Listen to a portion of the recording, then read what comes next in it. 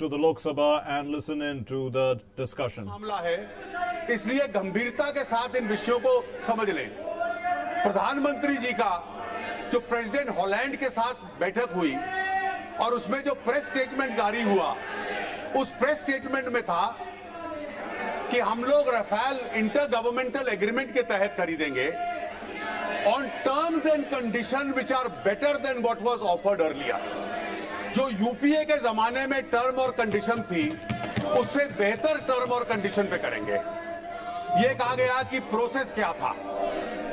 यह प्रोसेस था कि इसके बाद contract negotiation committee, price negotiation committee और जो डिफेंस के लोग हैं, इसमें अधिकतर एयरफोर्स के अधिकारी होते हैं, कि किस तरह के एवियोनिक्स और किस तरह की वेपनरी चाहिए, वो तय करने के लिए उनकी 74 मीटिंग्स हुई हैं।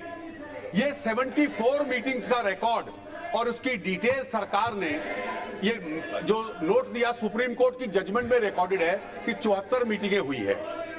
इन 74 मीटिंग्स के बाद जब समझौता फाइनलाइज हो गया तो वो डिफेंस एक्विजिशन काउंसिल में जाता है, रक्षा मंत्री के पास जाता है और मंजूरी देने से पहले कैबिनेट कमेटी ऑन सिक्योरिटी पे आता है।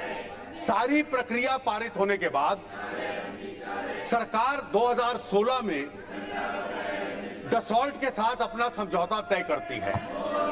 इस प्रोसेस पे सुप्रीम कोर्ट क्या कहता है? किसी माननीय सदस्य के पास ये अधिकार नहीं है कि यहां खड़ा होकर कहे कि सुप्रीम कोर्ट का फैसला गलत है। सुप्रीम कोर्ट का फैसला मेरे हाथ में है। प्रोसेस पे सुप्रीम कोर्ट कहता है हमने प्रोसेस एग्जामिन कर लिया है, हम सेटिस्फाइड है कि सारा प्रोसेस पूरी तरह से उसका पालन है।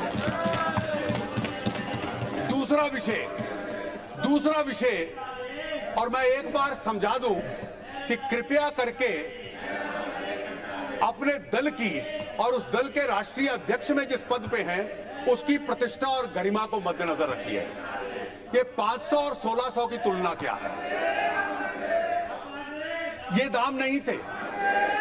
दाम कैसे दिए जाते हैं? एक दाम होता है बेयर एयरक्राफ्ट का। एयरक्राफ्ट जो मैंने कहा केवल फ्लाइंग इंस्ट्रूमेंट होता है, वो वेपन नहीं होता। दूसरा दाम होता है वेपनाइज्ड एयरक्राफ्ट का, जिसपे पूरे वेपन फिट होते हैं। 2007 में एक ऑफर आई। वो 2007 की ऑफर में दोनों तरह के दाम थे और रक्षा मंत्री ने ठीक कहा कि बेसिक एयरक्राफ्ट का दाम हमने बता दिया है, लेकिन वेपनाइज्ड का हम दाम बताएंगे तो दुश्मन को भी पता चल जाता है कि आपके पास किस तरह के वेपन हैं और हम अपने कॉन्ट्रैक्ट का भी उल्लंघन करेंगे। और इसलिए उस कॉन्ट्रैक्ट में केवल एक विषय याद रखा जाए कि प्राइस फर्म नहीं होता। 2007 का भी फर्म नहीं था। उसमें एस्केलेशन क्लॉज था, हर साल इतना दाम बढ़ेगा, वो एस्केलेशन क्लॉज था। उसके बाद जब दोबारा बातचीत हुई तो दोबारा बातचीत के बाद दोबारा से बेसिक एयरक्राफ्ट की कीमत और उसके साथ साथ वेपनरी की कीमत और वेपनाइज्ड एयरक्राफ्ट की कीमत, ये दोनों की दोनों पे सरकार ने तय किया और इस पे समझौता हुआ।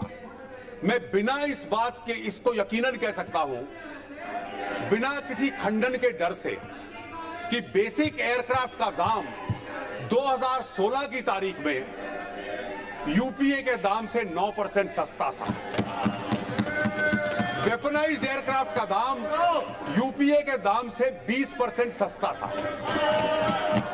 और कम से कम उस समझौते को एंटनी साहब से आप समझ लेते, यूपीए का जो समझौता था कि जब आप कॉन्ट्रैक्ट पे हस्ताक्षर करोगे तो 11 साल लगेंगे सप्लाई करने में। अगर ये 11 साल की जानकारी होती तो आज ये तर्क ना दिया जाता कि 2016 में हुआ, 18 तक क्यों नहीं आए 2 साल में। अरे तुमने तो 11 साल का समय दे रहे थे। और ये जो मैं कह रहा हूं 9% और 20%, ये केवल पहले जहाज के बीच का अंतर है। जब दूसरा, चौथा, 8वां और 18वां आएगा तो जो एस्केलेशन क्लॉज आज तय हुआ है वो इनके एस्केलेशन क्लॉज से सस्ता है। तो हर सक्सेसिव जहाज के लिए ये 9 और 20 का जो दाम है ये अपने आप में बढ़ता जाएगा। दाम के ऊपर सुप्रीम कोर्ट क्या कहता है, अगर ये चाहे तो मैं इनको पढ़ के भी बता सकता हूं। सुप्रीम कोर्ट कहता है हमने पहले तय किया कि हम दाम को नहीं देखेंगे, बाद में हम अपनी अंतरात्मा को संतुष्ट करने के लिए to satisfy the conscious of the court हमने दाम मांगा।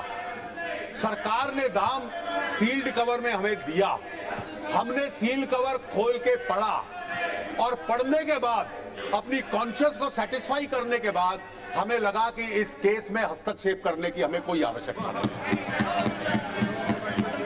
सुप्रीम कोर्ट की कॉन्शियस सेटिस्फाई हो गई, लेकिन कांग्रेस पार्टी की चुनावी जरूरत उससे सेटिस्फाई नहीं हुई। अब तीसरे विषय पे आ जाएं।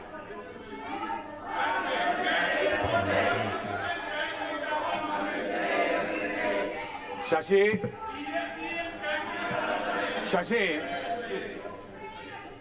I would expect much better for you, having known you for 45 years. Please, at least you always read and write.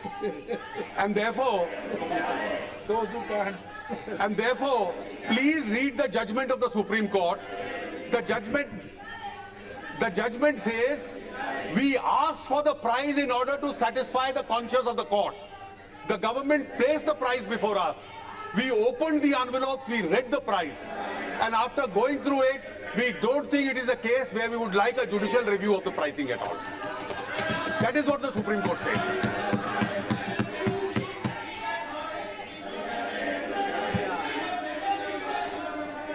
Madam, let me now come.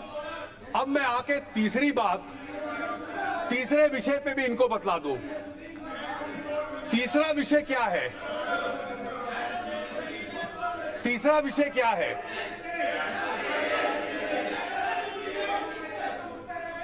तीसरा विषय क्या है कि क्या आपने किसी एक औद्योगिक घराने को लाभ दिया है? ये ऑफसेट क्या होता है?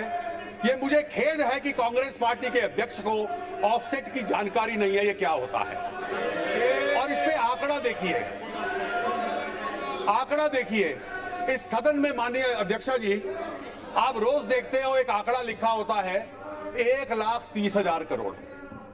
ये 1,30,000 करोड़ की मैन्युफैक्चरिंग क्या हुई?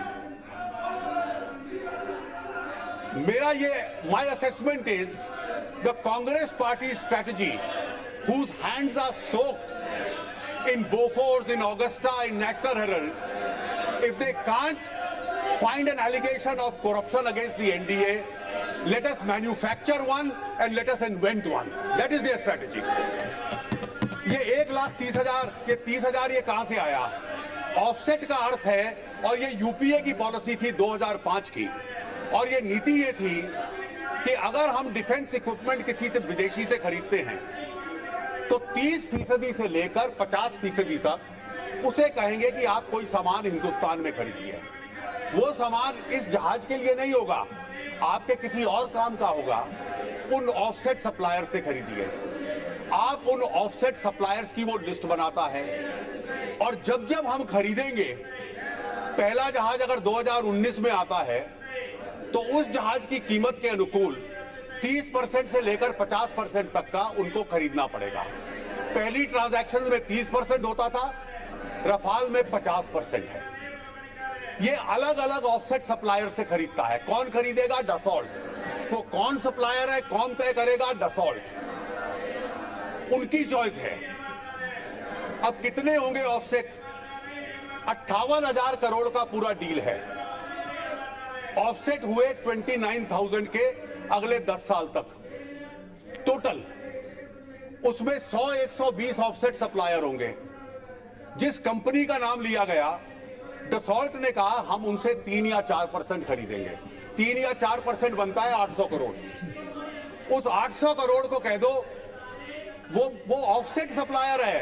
राहुल जी मानते हैं कि वो रफाल का मैन्युफैक्चरर है।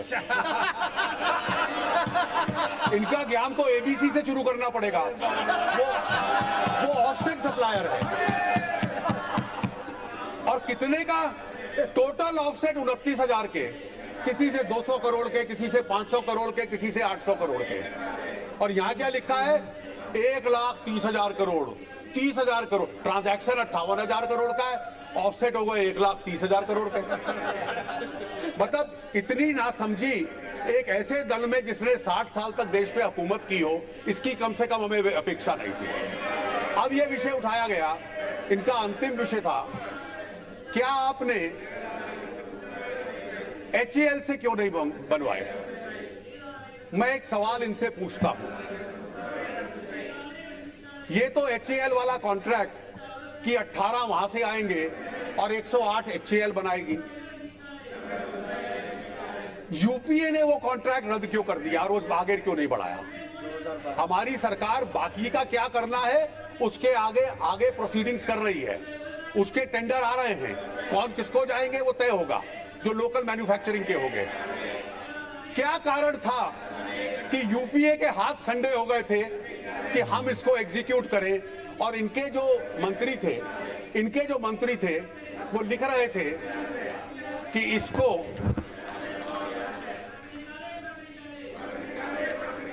उस पर लिख रहे थे कि ये पुनः विचार किया जाए। सुप्रीम कोर्ट ने अपनी जजमेंट में लिखा है, पेज 15 पे, उस वाक्य कहता है कि HAL की और सरकार की, HAL की और डसॉल्ट की बातचीत पूरी नहीं हो पाई, उसमें बहुत कॉम्प्लिकेशंस थे। क्या कॉम्प्लिकेशन था? मैं राष्ट्र हित में केवल एक का जिक्र करूंगा। हमारा पब्लिक सेक्टर इसको बनाए, हम सबके लिए गर्व की बात है, लेकिन हमारी सेना को शीघ्र कॉम्पैटिबिलिटी बने, वो भी राष्ट्र का हित है, that is also public interest. Supreme court क्या कहता है पेज 15 पे? क्या कॉम्प्लिकेशन थी? और ये यूपीए के दौरान की कॉम्प्लिकेशन थी, एनडीए की नहीं। These have been set out as under man hours that would be required to produce the aircraft in India.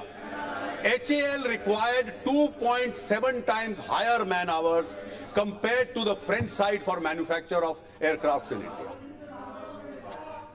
HAL ने यूपीए को कहा कि 2.7 टाइम्स ज्यादा मैन आवर समय लगेगा, और तब तक पाकिस्तान और चीन कॉम्बैट एबिलिटी बढ़ा ले और हमारी फौज, हमारी एयरफोर्स प्रतीक्षा करती रहे। और जब समय 2.7 टाइम्स बढ़ता है तो दाम भी बढ़ता है, और इसलिए सारी सेना ये कह रही थी, एयरफोर्स ये कह रही थी कि मुझे ये तुरंत चाहिए, और तुरंत इसलिए चाहिए कि मुझे अपनी स्क्वाड्रन एबिलिटी बढ़ानी है। ये सार्वजनिक रूप से आया हुआ है कि इस कारण से जो यूपीए के 10 साल थे वो कारण एक अपने आप में बने कि हमारे एयरफोर्स की स्क्वाड्रन एबिलिटी धीरे धीरे कम होती गई है, और जब उस स्क्वाड्रन एबिलिटी को बढ़ाने का प्रयास करते हैं तो उसमें इस प्रकार की देश हित के खिलाफ रुकावटें पैदा की जाती हैं। अध्यक्ष जी, मैं अंतिम विषय पे आता हूं कि जेपीसी क्यों नहीं हो सकती। जब इसमें विषय क्या है? प्रोसेस, प्राइसिंग, ऑफसेट, HAL सब पे सुप्रीम कोर्ट का फैसला आ गया, तो इस फैसले के विरुद्ध जाना, कौन सी पार्लियामेंट्री कमेटी इस फैसले के विरुद्ध अपनी रिपोर्ट दे सकती है? ये पॉलिसी इशू नहीं है। जो PIL फाइल की वो इन्वेस्टिगेशन के लिए की थी, ये पॉलिसी का विषय नहीं है कि हमें कौन सा जहाज खरीदना है, कॉम्बैट एबिलिटी बढ़ानी है या नहीं बढ़ानी। This is not a policy matter, this is not an administrative और a governance matter. It's an investigation whether it's a clean deal or not a clean deal. The Supreme Court has said we have satisfied our conscience after seeing the prices. We have found the process was perfect.